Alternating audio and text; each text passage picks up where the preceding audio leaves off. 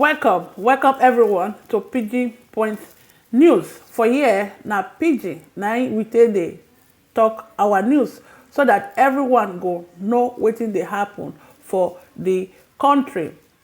So Nigeria dey hot for this past 3 days. Violence dey shake our villages.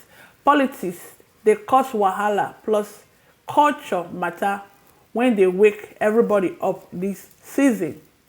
I go yarn una wetin dey happen sharp sharp. So make una sit down, relax as we begin the gist.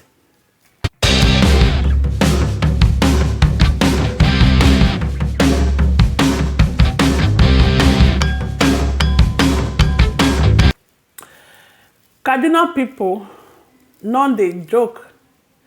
Some gunmen don enter village, kill 3 people and carry 11 people go, including Catholic priests. Authority talk say na part of ongoing nocturnal violence. People dey fear because this kind attack dey repeat all the time. Villagers dey complain say security no dey reach their area on time. So my people, make we shook mouth for wetin dey happen. US government wey send 200 soldiers to Nigeria make dem come train our people.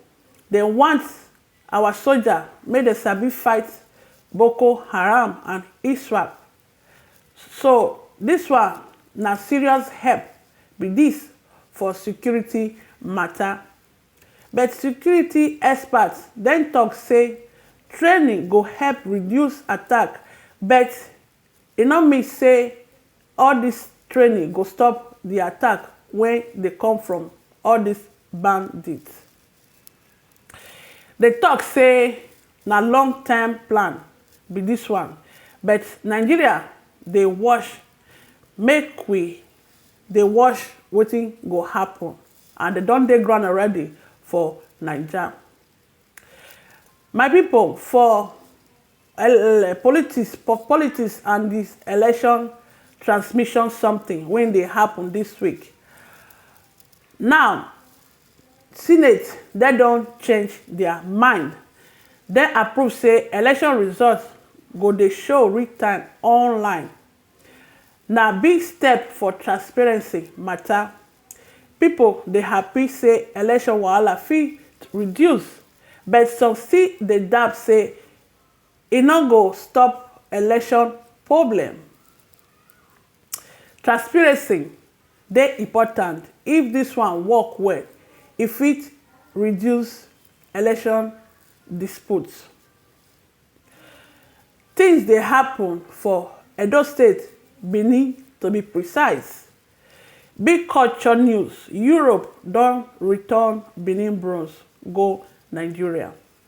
But artisans dey complain say craft when producer don dey die. They talk say young people no dey learn now and the cost dey too high. Our history dey inside all these bronze. If we protect am well, our future generation they go fit lose am if we no protect this bronze well. Una think say government fit do something make this craft survive? Make una drop una comment for comment section. All this bronze dey for Oyibo land all this while. Then they protect am, they take am, they make money. Then they say make they bring am come home. Now the thing they don't return am. Our people, government, they no fit protect this bronze. And all these bronze now, they don't they destroy. This will not be good thing at all. If Okukuma remain for Oyibo land. My people, make we continue. Nigeria they face wahala for insecurity everywhere. Early this month, Kwara village attack happened.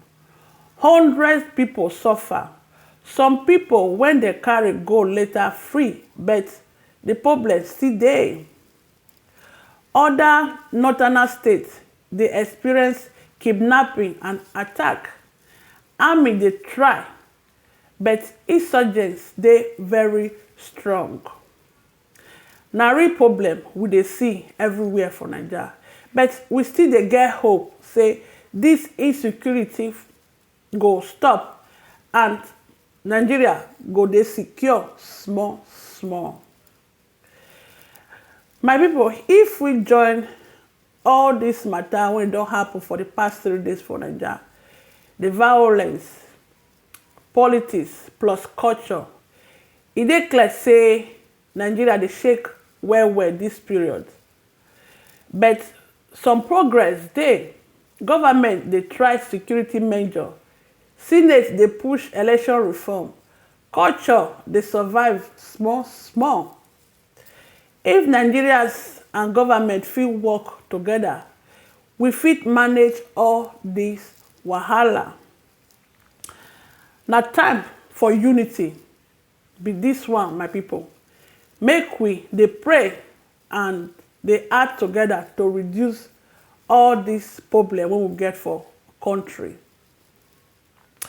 So na wetin dey happen for Nigeria for the past 3 days be this. If you like this update, abeg subscribe, like, share, make we dey bring una news fast fast. So my people, stay safe. Nigeria go dey. So I go see una for the next update. Nigeria na our own and we go make am good in our own time. So God bless you. My name na Lady BK and you dey watch us from Pidgin Point News.